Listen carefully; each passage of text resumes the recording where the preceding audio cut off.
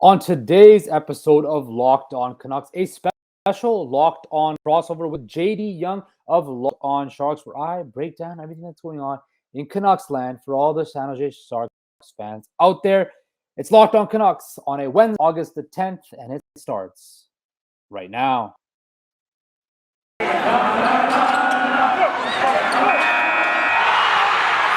You're Locked On Canucks, your daily podcast on the Vancouver Canucks. Part of the Locked On Podcast Network, your team every day. What is up, everybody? Welcome to Locked On Canucks, the show that keeps you locked in on all things Vancouver Canucks. I'm, of course, your host, Justin Pooney. You can find me at Twitter at _Process Sports. Our show's Twitter at Locked On Canucks. Like I said, special episode. I just filmed it with Locked On Sharks host JD Young. We are going to dive into Canucks, where I break down the offseason, the non-JT Miller trade, biggest surprises, where the Canucks are going to end up in the season. So it's a special interview for all of you. So take a listen to it and enjoy. I'm your host, JD Young, contributor at Fear the Fin and San Jose Hockey Now. Of course, I want to thank you guys for making us your first listener of the day. We're free and available wherever you get podcasts. And of course, you can subscribe on YouTube, where we cover the Sharks, your team, every day. But today, we have Justin Pooney on to talk of the Locked On Canucks, to talk about the Canucks and a team that started last season kind of slow, but then really turned things around. So, Justin, how are you doing today, buddy? I'm good, JD. I appreciate you having me on. I'm excited to talk about the Canucks. Let all your Sharks fans know what's going on up here in Canucks land. The always fun and entertaining Canucks Nation and their, lovely takes throughout the summer. And we're in that silly season right now where it's kind of slow and the fans' minds kind of wander and my mind wanders as well. So I'm ready to talk about the Canucks and get ready for the next season. Yeah, so my dog is drinking water right now. The Canucks, who last year, they finished fifth in the Pacific, 92 points. Like I said, just missed out on the playoffs last year, and I think it was because of the crippling start that they had to the season before they, I guess before we get into anything, let's talk, kind of a recap of last year where they, like I said, they had a brutal start to the season. They've cleaned house, right? They hire Bruce Boudreau, comes in, and it's like, oh, wow, this team has actually got good players again. Yeah, it was a kind of an interesting start to the season. Again, last year, the year previous, that COVID year, the Canucks were hit the hardest out of any team in the league with COVID. And that caused a lot of turmoil within the locker room with management and the coaching staff. And it was kind of unsettled. And then, of course, this last season started. I thought the Canucks were a playoff team, given how the Pacific Division I thought was going to be. I didn't expect the LA Kings to pop off like the way they did, or the Calgary Flames for that matter of fact. And like you mentioned, they got off to that slow, crippling start where essentially the players just quit on Travis Green and Jim Benning. For lack of better terms, they quit on the coaching staff, and it was time for a change. And a long overchange, especially in the manager side with Jim Benning, who we have made fun of Jim Benning plenty on this podcast. Yeah, everybody makes fun of Jim Benning. Yeah. There was some positives during this time, but a lot of negatives, a lot of bad anchor contracts. Of course, they traded 3 anchors for not an anchor, but a contract in Oliver Ekman-Larsson that wasn't resoundingly approved of. But they turned it around. The second half of the year, you saw they turned it around, and you mentioned players performed well. JT Miller had a career year. Bo Horvat scored 30 goals this past season. Elias Pettersson showed why he showed inclinations of being a burgeoning superstar player. Quinn Hughes, almost cracked 70 points this year. And Thatcher Demko solidified himself as a number one legitimate goalie. So when I look at this Canucks roster, yes, they didn't make the playoffs. They just missed out. But there's a lot of good things going on in Canucks land, which gives us a reason to have some optimism looking at the season. Yeah, so let's get into their offseason here. So what do you think was their biggest move of the offseason? The biggest move, or the biggest, I'm sure a lot of Canucks fans will say their biggest move hasn't happened yet because, of course, they haven't traded JT Miller yet, which majority of the fan base wants JT Miller gone. I've bounced back and forth on that. I've thought, well, he's your best player, been your best player for the last 3 years. What kind of message does that send to a roster that, a lot of their young players, their three key young players are entering their prime and they're looking to win. They don't want to go through another rebuild. So trading away a guy like JT was not the smartest move. But then you look at the other aspect of it where he's going to be 30 years old. He's just coming off a career. You're going to want that big deal where you just saw what Calgary gave Jonathan Huberdeau, an 8-year deal with $10.5 million, which will help them in the short term, but in the long term will not be that good. So Canucks fans are battling with that. But the biggest move, of course, was acquiring Ilya Mikheyev in free agency, giving him a 4-year deal. I thought the term and the dollars were a little bit high, but it's free agency. You're going to overpay for it a bit. Yep. But I think Ilya Mikheyev is going to fit in seamlessly with this roster.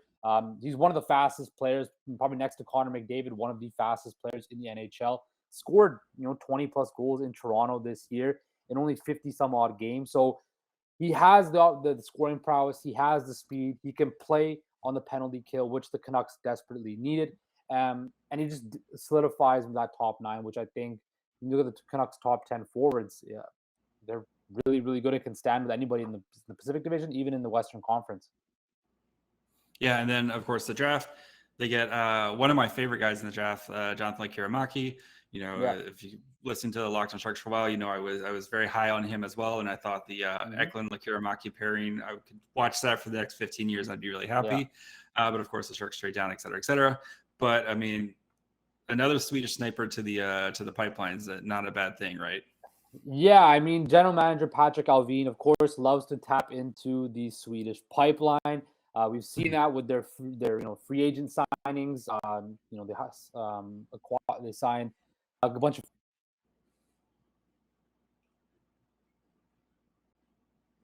another Elias Pettersson. So of course the Canucks have a rich history with Sweden, which is, they look at the history of the Canucks. They've had a great Swede, so hopefully that tradition continues.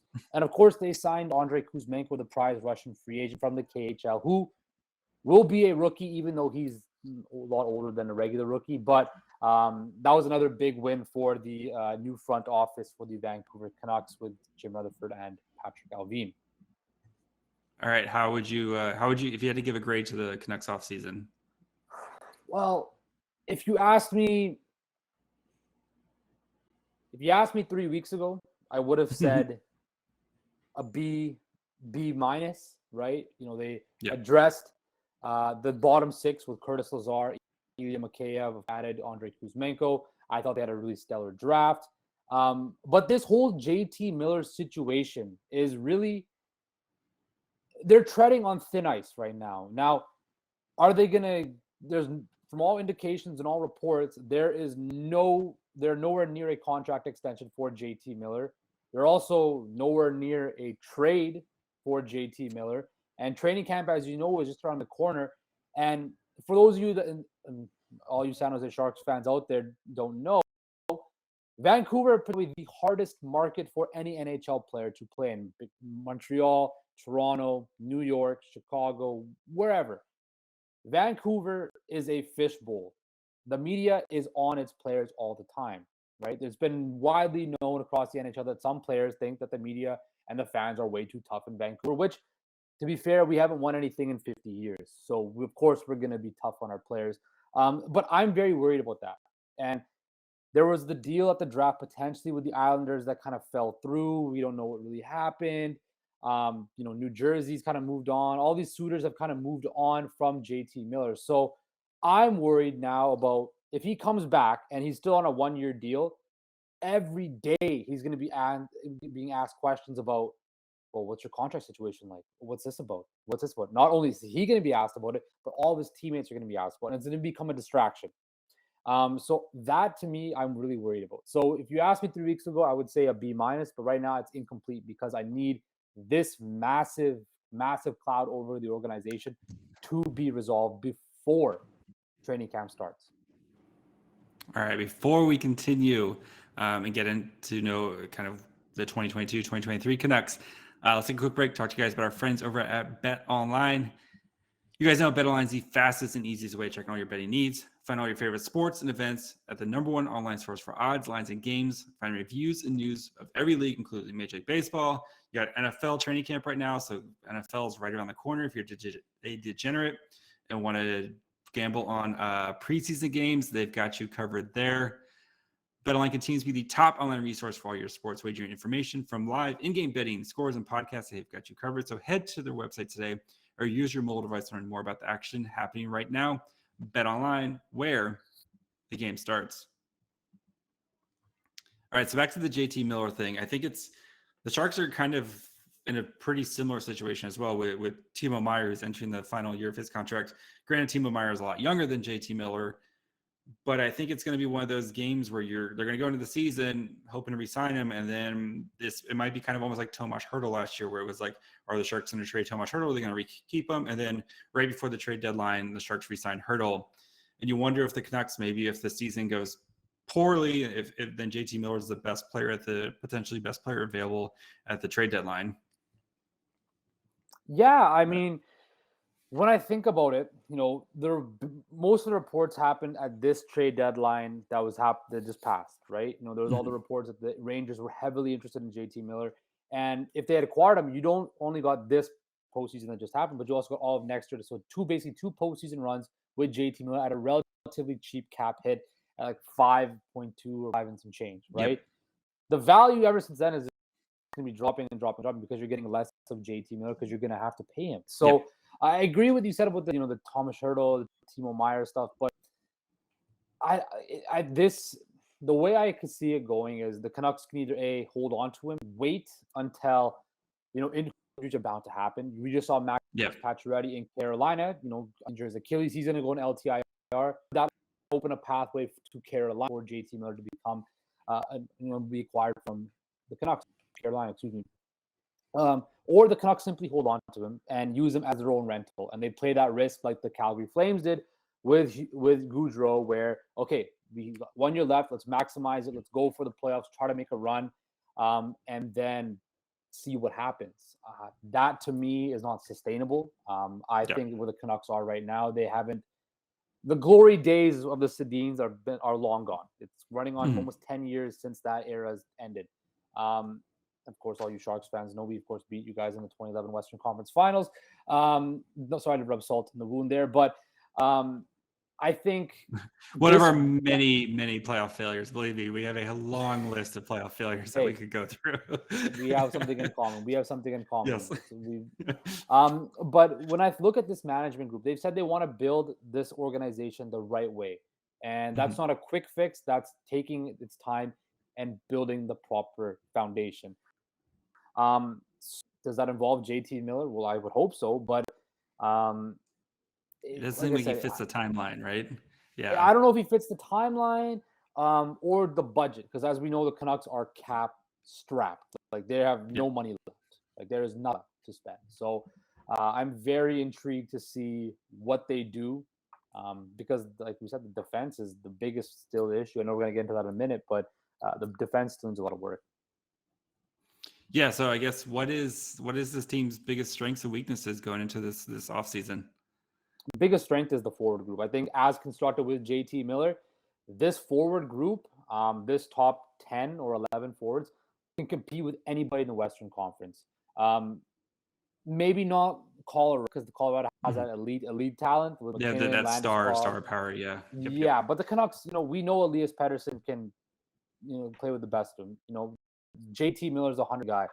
I'm expecting another big year. I'm expecting a big rebound year from Brock Besser, who just got a new 3-year deal. Dealt with a lot of stuff in his personal life last year, the death of his father, the health of his father. I think Brock Besser comes back this year, refreshed, a clear mind, a clear space. I expect him to have a big year. We know Bo Horvat, who is also going into a contract year this year where he doesn't have an extension, and he is the longest serving Canuck, the Canucks captain, coming off a 30-goal year, where I know a lot of people in Vancouver might not be the biggest Bo Horvat fans, but I think Bo Horvat is a great leader. He's going to need a new deal. Of course, you have Andrei Kuzmenko, Bud Colson, Niels Höglander, Connor Garland. I want to see what Jason Dickinson can do in a second year. And of course, Mikheyev and Curtis Lazar as well. So this forward group is the biggest strength. And if they can click on all cylinders, the Canucks will score goals. The problem is, can they stop teams from scoring goals? Yeah, so I mean, you have a really nice goalie. It's just the defensive core is kind of, outside Exactly. out of Hughes, it's kind of, I Yeah, guess. I mean, when you look at it, Tyler Myers and Oliver Ekman-Larsson are very big ticket contracts. It's Yeah, $6 million for Tyler Myers, I think it's only 7.4. 6 million. Come Yeah. on, that's we're used to the 7, 8, 11.5 million here Yeah. in So San when I, Jose. but But when yeah, I, exactly, who the Eric Carlson trade, I'm not saying anything, but but when I look at the Canucks decor, right, they're not horrible, but they're not adequate, I think, to compete in the Western Conference. You have Quinn Hughes, a guy like, as much as I like Luke Shen, I think he's a great role defenseman. He shouldn't be playing top 4 minutes. Luke Shen should be playing on a bottom pairing or a 6-7 defenseman, right? Quinn Hughes, we know, is a if I want to see take the next to join those elite ranks. He's not Cale Makar. He's not Victor Hedman. He could be like yep. Adam Fox, right, in that type of realm. So I want to see him take a step to become a more elite defenseman. Tyler Myers, they're not going to be those point producers that they were earlier on in their career, but if they can play an effective shutdown role, they can. The talk of Canucks line right now is should they go after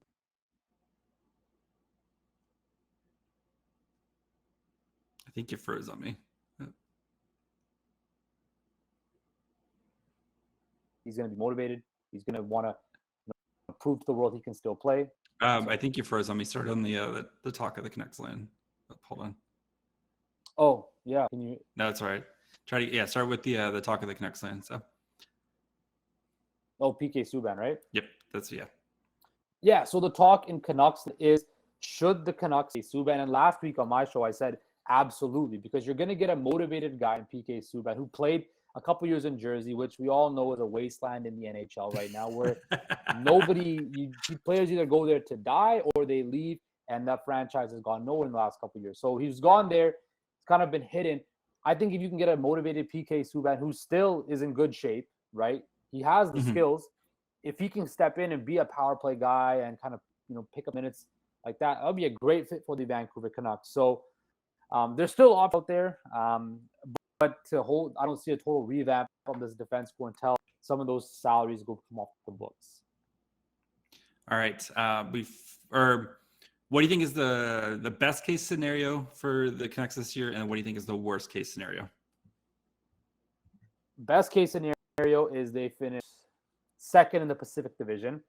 I think Edmonton is clearly the class of the Pacific. I think they're the best team. Of course, they have the two best players in the division too. Calgary, yes, they got a Huberdeau on a long-term deal. They got Weegar, but they lost Tkachuk and Goudreau, right? Yep. And how are those new players going to fit in Daryl Sutter's system? There's going to be a bit of it's regression coming there. Yeah, there's a regression coming there. They're not going to be a 115 point team again. They're going to come back to the pack. How was LA? LA, of course, they shocked everybody last year, but now teams are going to have a book on them. How are they going to fit in? Right? Are they going to live up to because expectations are on them now? How are they going to live up to expectations? So there's an opening for the Canucks to make that leap to become the second seed in the Pacific Division. It'll take a lot of things to go right, but I can definitely see that. The worst case scenario, the team bottoms out and finishes dead last in the division. I think Seattle's gotten better. Of course, Anaheim's got some young talent. They just got John Klingberg, of course. Calgary, like I just mentioned, they did get Huberdeau and Weegar, so they're not going to be that far of a drop off. They got Kevin Fiala, so all these teams have gotten better, and potentially the season could just JT doesn't get resolved, and the team just bottoms out, and we finish dead last in the Pacific or second last. As I know you guys are. Oh, we're gonna be bad. All right. Before we finish up, looking at the Canucks and kind of look at some of the young players and intriguing players, just want to let you guys know, of course, about Locked On NHL. So when you guys are done listening to this show, make sure you guys go check out Locked On NHL. They're doing their division power rankings every Thursday, so make sure you guys go check that out. And yeah, Locked On NHL wherever you get podcasts, and of course on YouTube. Okay, so which player do you think is most likely to make a big jump this year? Vasily Podkolzin. Of course, he's entering his second year. And not so much on the ice. He scored, he showed he can score some goals, right? But I Mhm. loved what I saw. It's very hard for Russian players who come from a totally different environment, coming to North America, in the North American game, the North American culture. Vasily Podkolzin came into this past season, showed not only he has the skill set to be an everyday top 6 NHL player, but also off the ice. Every one of his teammates said this kid understands it. He's the first one in the gym, first one on the ice, last one. He's the hardest worker, and he's learning. By the end of the year, he was trying to do interviews without a translator, trying to speak English.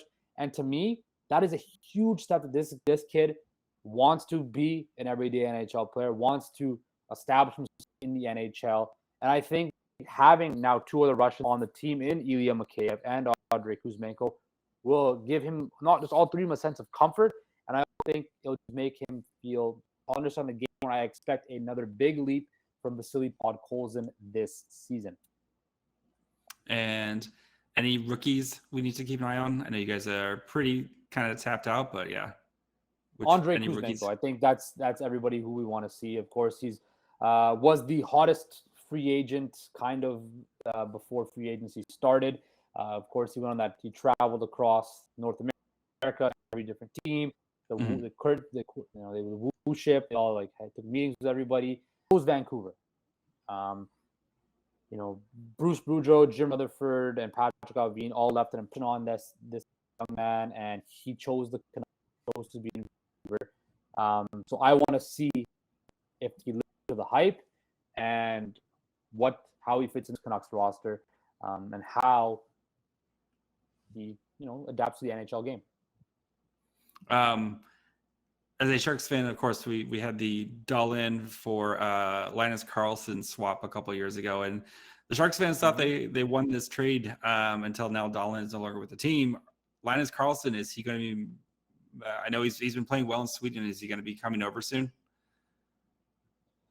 From all indications I've heard, I don't think Larsson will be over just yet. This year. Potentially, the Canucks need some help in their farm team in Abbotsford. So you never know. After the Swedish season, they might bring him over. But I think from all indications, what I've been told, what I've been reading, is that they want to let him to continue to develop in Sweden, which a lot of their young Swedes, they're just going to let them develop in Sweden.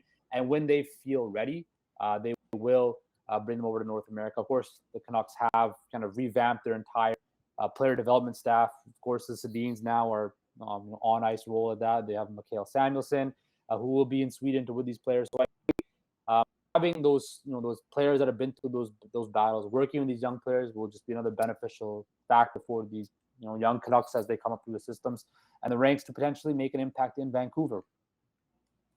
All right, the big question: where do the Canucks finish in the Pacific this year? So I have the Canucks finishing 4th in the Pacific Division, behind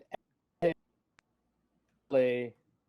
I did have before they signed Huberdeau.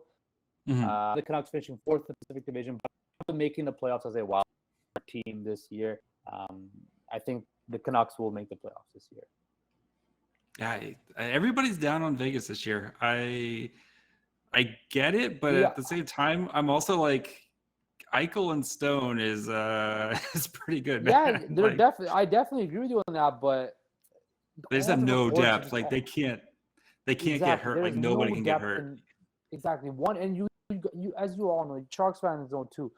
When you in hockey, it's a marathon of a season. You're gonna get injuries, right? And when you don't have that depth, especially up front or on the back end, you're not gonna be successful. And just all this noise around Vegas this offseason is not. It left a negative cloud over that organization. So I think they will be in the thick of it. They will be in the thick of it. But I think the Canucks finish 4th, and I think the Canucks do make the playoffs this year. Yeah, I mean, I think the Canucks are going to be right there too. With Vegas, again, there's a lot of just bad vibes coming from them, where it's just like just the way they treat their players and stuff, and we as Sharks fans have seen this, right? I mean, if you go back to the 2018-2019 season, where it was like, okay, they all in for the Sharks, right?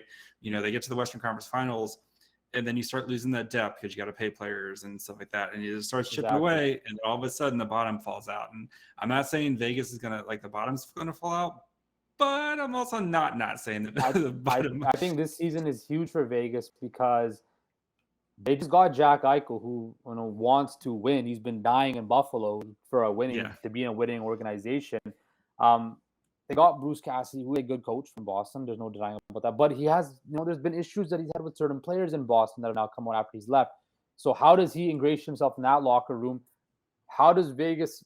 Because there's pressure. Their owner, Bill Foley, wants to win. He's an aggressive guy, and he's been aggressive since day one. So how does Vegas bounce back after a injury-riddled season? And they've been giving away players for next to nothing because they have no cap. Or nothing, so, literally nothing.